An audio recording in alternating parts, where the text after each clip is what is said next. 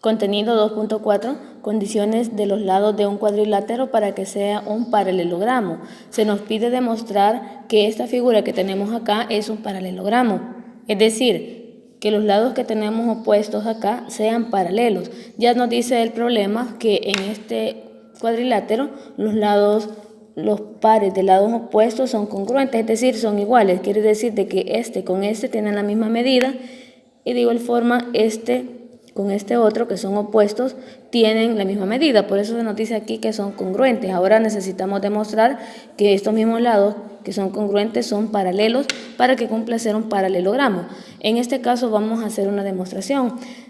Vamos a trazar en este cuadrilátero la diagonal BD, es decir, la diagonal que parte de B y termina en D.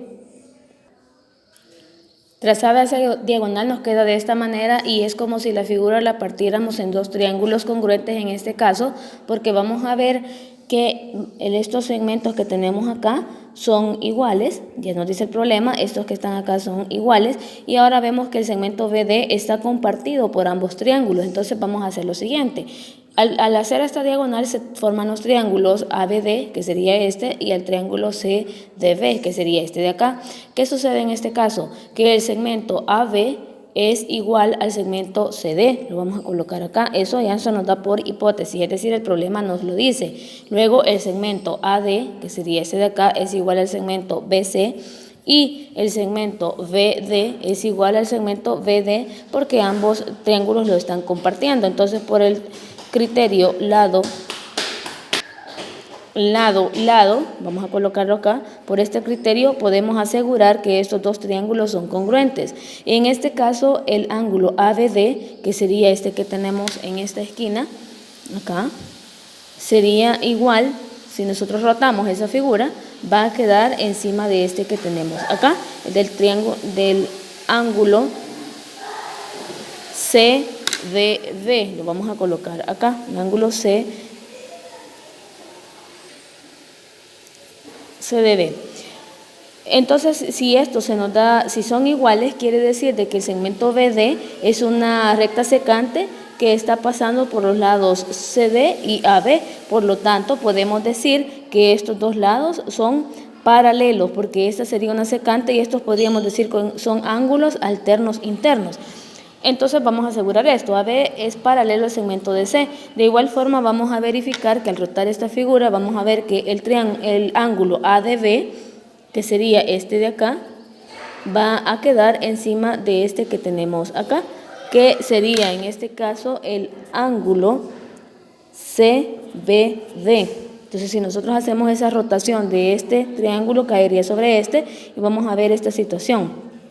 De igual forma entonces podemos decir que este segmento BD sería una recta secante que está cortando a los lados AD y BC, y si estos ángulos son iguales significa que son alternos internos. Por lo tanto, podemos asegurar que el segmento AD es paralelo con el segmento BC. Entonces ahí tenemos comprobado ya de que estos dos lados que tenemos acá, además de ser congruentes, en este caso serían paralelos. Podemos asegurar entonces que si dos pares de lados son congruentes y paralelos, podemos asegurar que este cuadrilátero ABCD es un paralelogramo. Acá en la parte de la conclusión se nos está diciendo precisamente esto, ¿verdad? Que si un cuadrilátero tiene dos pares de lados opuestos de igual medida y es un paralelogramo, pero también tienen que ser paralelos. Ahora vamos a hacer en el lapicito lo siguiente, escribir cuáles de estos cuadriláteros que tenemos aquí cumplen con ser paralelogramos, pero al mismo tiempo vamos a describir cuáles lados y cuáles son congruentes y paralelos y cuáles ángulos en este caso serían de igual longitud. Podemos incluso colocarle letras a las figuras para poder nombrar los ángulos a cada una de estas figuras, decir cuáles lados son congruentes y paralelos y cuáles ángulos serían iguales. El que no cumple ser, pues no lo vamos a colocar que sea un paralelogramo. Y luego en el número 2 vamos a hacer un proceso inverso al anterior. Aquí ya está partida la figura. Prácticamente AC y FD serían pues la recta que corta o la diagonal. Podemos unirlo y vamos a verificar cuáles serían los lados congruentes y paralelos si nosotros unimos esta figura la trasladamos a la parte de esta y cuáles serían los ángulos iguales.